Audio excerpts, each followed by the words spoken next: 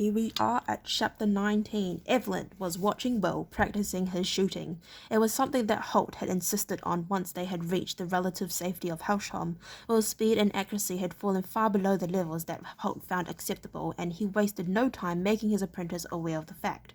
"Remember the golden rule," he'd said, after he'd watched Will shoot a dozen arrows at different targets set up in a semicircle in front of him. At ranges varying from 50 meters out to 200, most of Will's arrows flew wide of the more distant targets, and it took him far too long to fire the set of 12 shots. Will had looked up at his mentor, knowing how badly he'd shot. Holt was frowning and shaking his head slightly. It made matters worse that Horace and Evelyn had chosen that moment to come and watch. "Practice," he'd replied glumly, and Holt had nodded. "Practice," he affirmed. As they'd walked out to collect the arrows he'd fired, Holt had dropped a consoling arm around the boy's shoulders. "Don't feel too badly about it," he told him. Your technique is still good, but you can't expect to spend the winter making snowmen in the mountains and retain your edge." "Making snowmen," Will replied indignantly. "I'll have you know, things were pretty rough up in the mountains." He stopped as he realized that Holt had been pulling his leg. He had to admit that the ranger was right, however. The only way to attain the almost instinctive accuracy and speed with the bow that was the hallmark of a ranger was to practice constantly and assiduously. Yep, that's what it's going to be called. Over the following days, he took himself to the practice area and gave himself over to the task of perfecting his skill once more. As his old skills returned, along with his strength and fitness, a small crowd would follow and watch. Even though Will couldn't boast the skill levels of a fully fledged ranger, his ability was far above that of normal archers, and he was watched by Scandinavians and some of the slaves with a deal of respect. Evelyn and Horace, however, seemed to find plenty of other things to fill their days, riding and hiking in the nearby woods, or sometimes taking a small skiff out on the bay. Of course, they had asked Will to join them, but each time he had replied that he had to attend to his practice. There were times when he could have gone, but even on those occasions, his feelings injured, he begged off, claiming the need for extra work sessions. The practice sessions were intensified when Eric produced the double knife scabbard that Will had been wearing when he and Evelyn had been captured by the Scandinavians. Eric, a true hoarder, had kept the weapons and now saw fit to return them to their rightful owner. A word from Holt let Will know that he would soon be tested for his knife-throwing skills as well. Experience had taught Will by now that the long months without practice would have eroded his abilities in this area too, so he set about restoring them.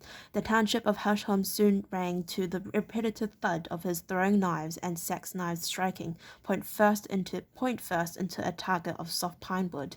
As each day passed, his accuracy and speed improved with both the bow and the knives. He was beginning to recapture the smooth, flowing action that Holt had drilled into him over so many hours in the forest outside Castle Redmont.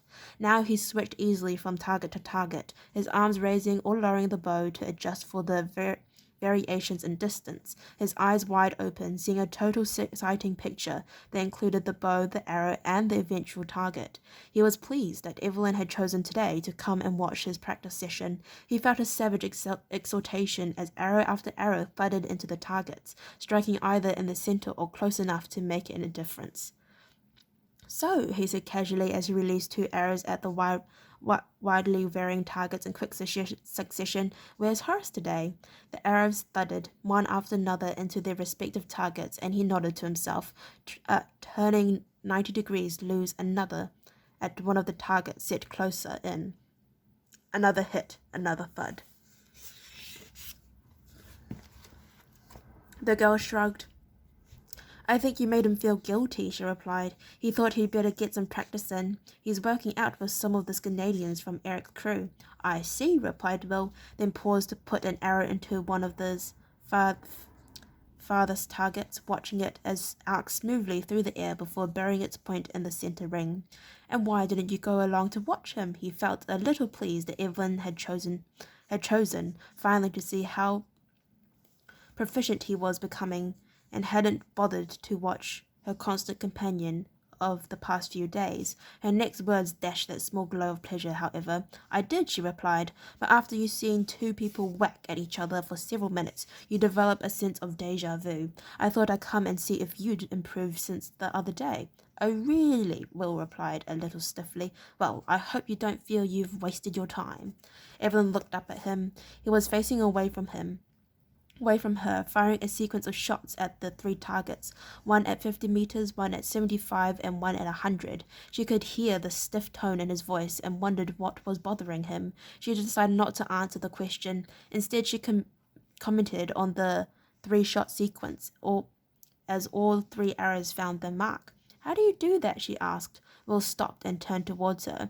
There was a genuine note of inquiry in her voice. It wasn't just an idle question. Do what? She gestured towards the three targets. How do you know how far to lift the bow for each distance? She asked.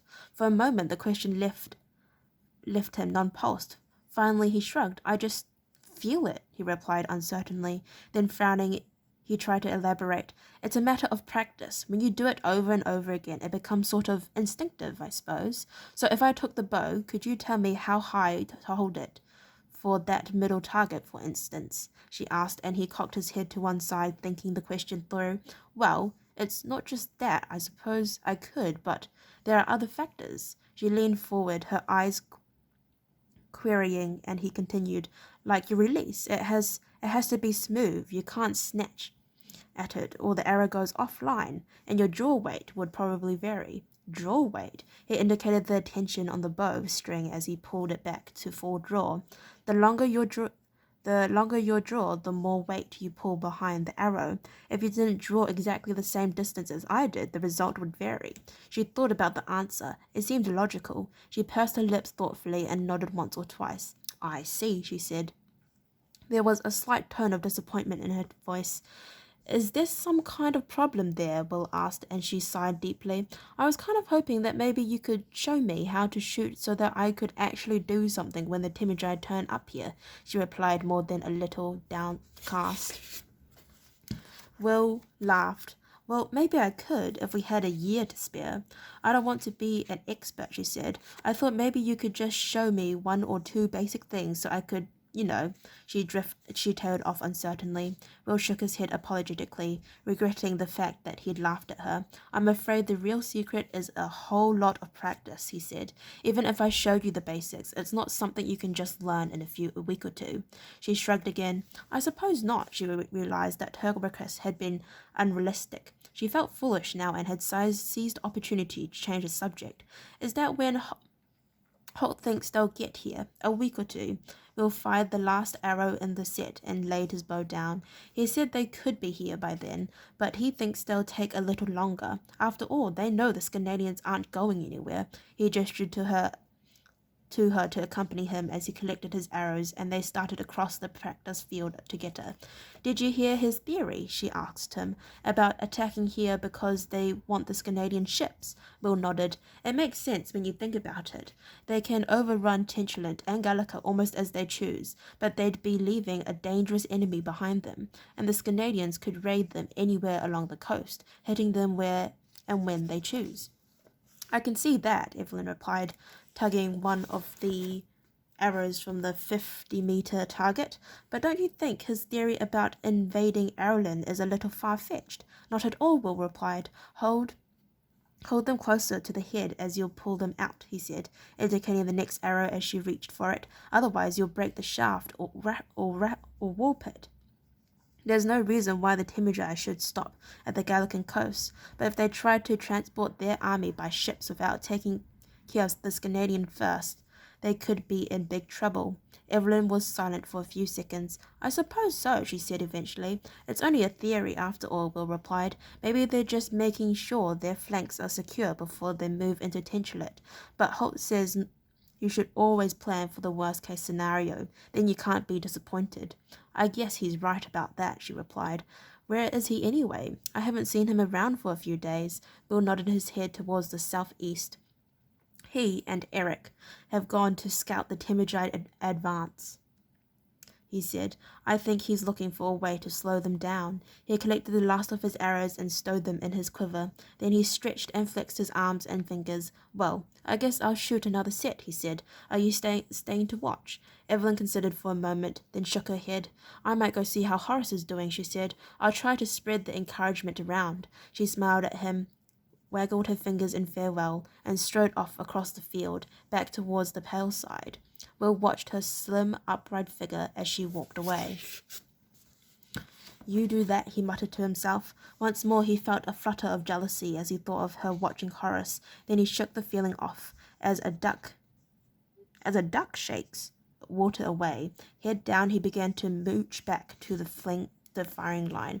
Women, he muttered to himself, they're nothing but trouble. A shadow fell across the ground beside him, and he glanced up, thinking for a moment that Evelyn might have changed her mind. After all, the prospect of watching two muscle-bound hulks whacking each other with practiced weapons was a little boring, he thought. But it wasn't Evelyn, it was Tyrell, blonde, pretty, 15 years old, and the niece of Svengal, Eric's first mate. She smiled shyly at him. Her eyes were amazingly blue, he realized. Can I carry your arrows back for you, Ranger? She asked, and he shrugged monogamously, unclipping the quiver and handing it to her. Why not? He said, and her smile widened. After all, he thought, it would have been churlish to refuse. Okay, I'd like to thank you very much for listening to read up to chapter 19. If you'd like to listen to read chapter 20, then please stay posted and I'll see you next time. Bye-bye.